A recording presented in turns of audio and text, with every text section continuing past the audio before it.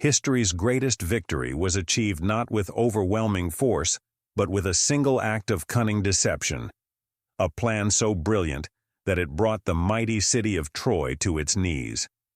This is the story of the Trojan Horse, a tale of war, betrayal, and a fatal mistake that still echoes through the ages. The story begins not on a battlefield, but with a woman, Helen, the queen of Sparta, whose beauty was so legendary that it sparked a war of gods and men. She was married to King Menelaus, a powerful ruler, but it was Paris, a prince of Troy, who captured her heart, or perhaps it was an act of force. Helen was taken to Troy, igniting a firestorm that would forever change the world. King Menelaus, enraged by the betrayal, sought vengeance. He called upon the mightiest kings and warriors of Greece, and 1,000 ships were assembled. These ships carried the greatest heroes, the fearless Achilles, the noble Ajax, the wise Odysseus, and many others.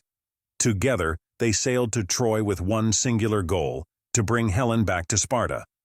But Troy was no ordinary city. Its walls were a marvel and towering, built to withstand any siege. For 10 long years, the Greek forces surrounded the city, launching countless attacks, hoping to break through. Yet, Troy's defenders held fast. The Greeks, though mighty, could not overcome the walls, and neither side could claim victory. The war became a stalemate, with neither side willing to give in.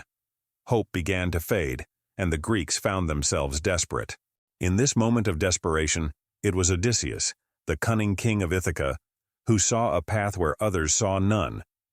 Known for his sharp wit and strategic mind, Odysseus was not a man who relied on brute force alone.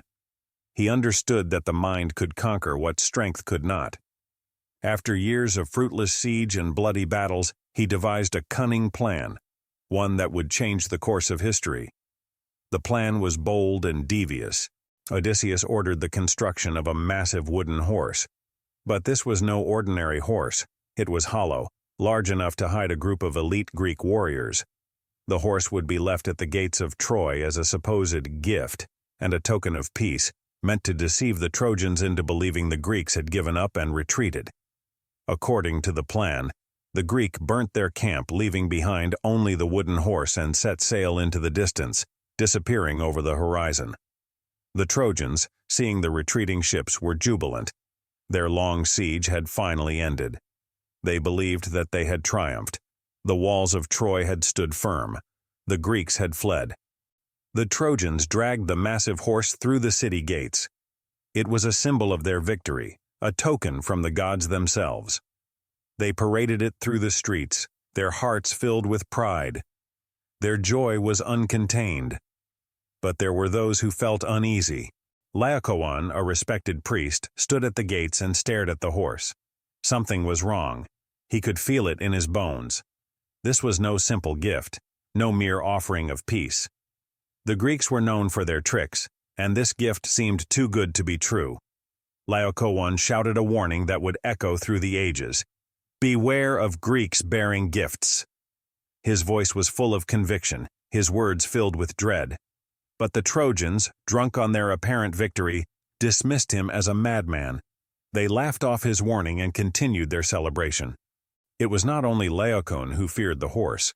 Cassandra, the prophetess, had also foreseen the disaster that was about to unfold.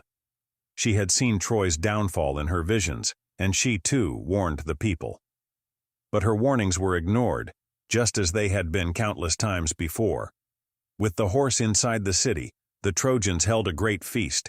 They rejoiced and danced in the streets.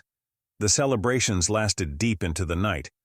But as the city slept, the true purpose of the horse began to reveal itself. Under the cover of darkness, the Greek soldiers hidden inside the wooden horse emerged. They were silent and swift, moving like shadows through the night. The soldiers climbed down from the horse, their hearts pounding with anticipation. They had waited for this moment for 10 years. They quietly made their way to the gates of Troy, where they signaled to the Greek fleet, which had secretly returned under the cover of darkness. The Greek forces, now within striking distance, launched their assault on the city. By the time the first rays of dawn broke over Troy, it was already too late. The Greek warriors inside the horse had opened the gates. The Greeks, who had seemingly abandoned the siege, poured into the city, attacking with brutal precision. The Trojans were unprepared for the onslaught. The city was taken from within.